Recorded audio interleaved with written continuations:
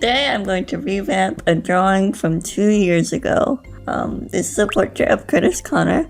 Curtis is now wife Jenna Allard. Did this original shoot a few years ago. She captured him so beautifully, and pink is my favorite color, so that's why I love this even more. I've always never stepped anywhere near this piece because I was so proud of it.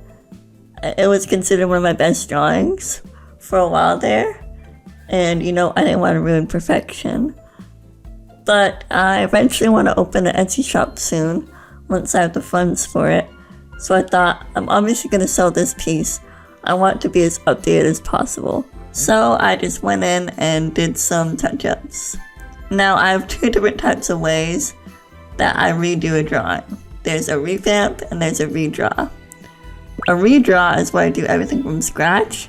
The revamp is just using the same bones of the original document and just modifying some things. So I just went into the original document to do some touch-ups. Obviously I changed up a little bit of everything, but I mainly focused on fixing up the line art. Because back in 2022, this is only the second year, I was really focusing on digital art, so I had a really big problem with squiggly lines. So also a lot of my old pieces are more flat looking. Even though this piece originally was a big milestone for shading, it's still pretty flat, so I knew I could do better now. Going to this document again, something boggled me. I went in to see how I shaded it, and I didn't use layer styles. I just used the normal setting and picked the colors exactly, which is not the technique I prefer to do now. Now I just prefer to be more interpretive for my coloring and make use of layer styles, and not color drop the exact color, but find it on the color wheel for myself and try to recreate it. Unlike most of my art videos, I don't think I'm going to talk about the process this whole time, because I actually have something to talk about. I'm not exactly sure when I'm going to release this, so by the time this comes out, TikTok might have already been banned already. But I'm about to talk about TikTok because it's related to Curtis as well. In the beginning of January, I uploaded a TikTok about how frustrated I was about marketing myself as an artist online. I think we can all agree that nobody likes feeling undervalued and underrated. And that's constantly something I struggle with. Every time I think, oh, this will be the one. This will be the one to finally get people's attention. I just hate how the algorithm is so random. I create art for me, first and foremost.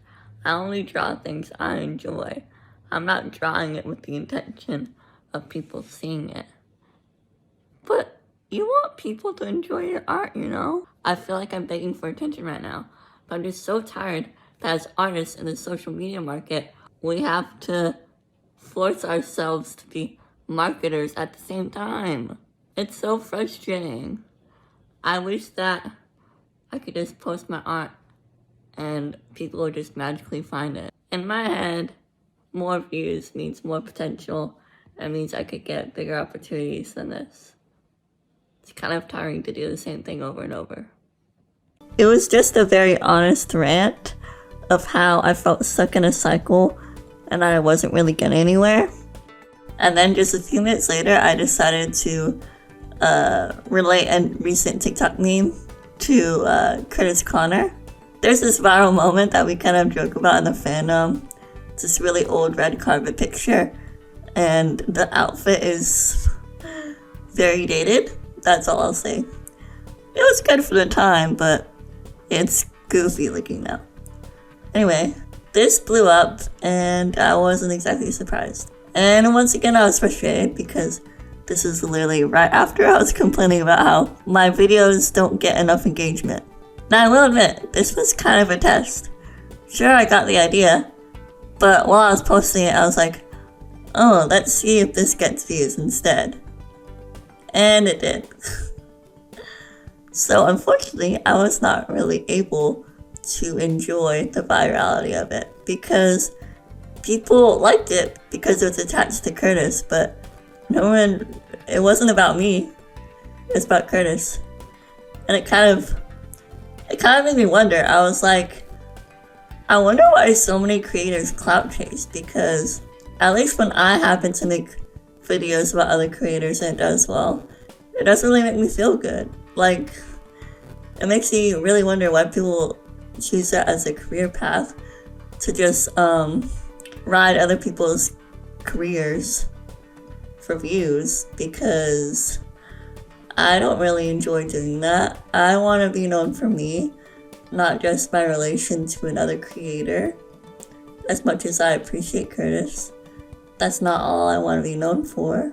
Obviously I want to be known for that, but hopefully you get what I'm trying to say. I just want to be recognized for what I bring to the table on my own. I just get so frustrated every time I get reminded that people online seem to prefer a funny meme rather than hard work and dedication. I know it's silly. People will be like, yeah, that's the internet. You should know that by now. And yeah, I'm getting that, but that sucks. I don't want to create meme art. I want to create art that's beautiful and it takes a long time and is appreciated because of every little detail I put into it. Anyway, this TikTok was on the uprise, kept growing bigger and bigger, and it kind of freaked me out. I've had a semi-viral TikTok years ago, once again connected to Curtis, but this is even bigger than that. So I was like, whoa. And once you get a video that gets a lot of attention, it kind of isn't yours anymore.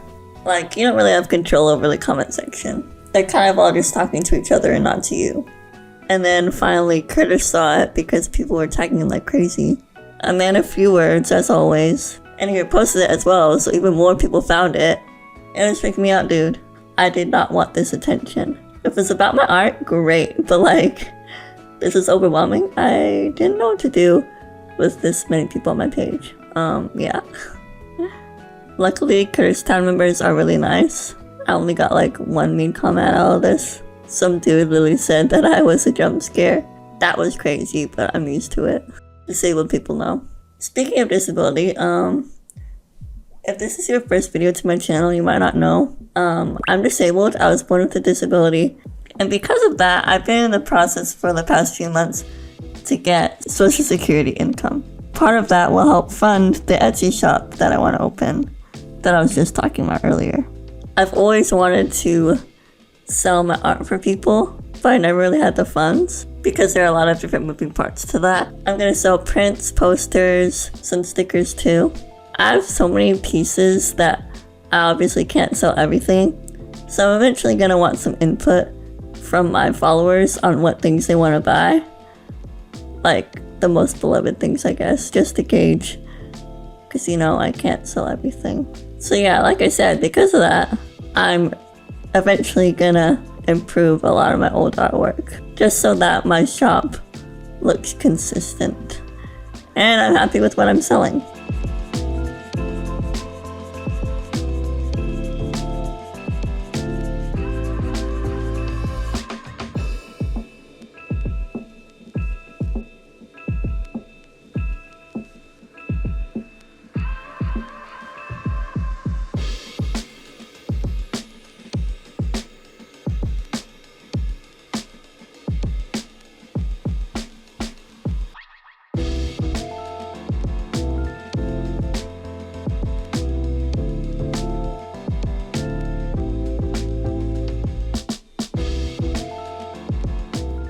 Okay, so unfortunately, this is a problem that happens sometimes.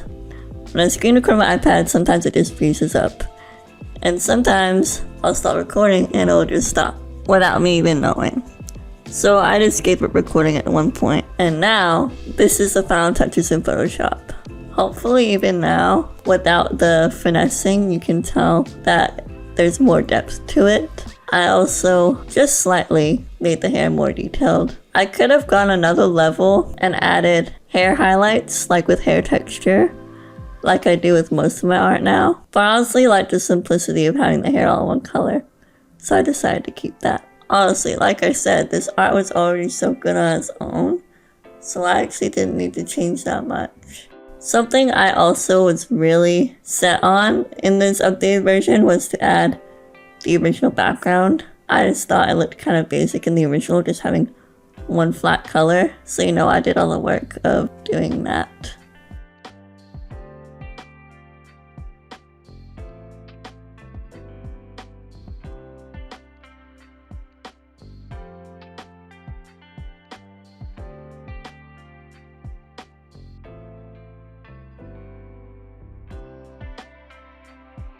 I thought it was done, but just in case, I compared the reference image to the final product, and I realized I had way more need to do. I realized that the head was too upright and that I needed to be leaning to the side more. So I got on that and began liquefying once again.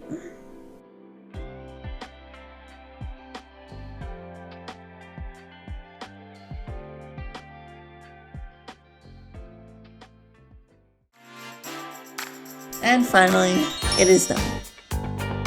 The thing I'm most proud of in this updated version is that I redid the lace of the shirt. I think that looks way better and way more detailed now. I also think I made the lips look way better. They're way more like pouty and detailed. You know what's hard? When I have a reference, a part of me wants to make it the exact same.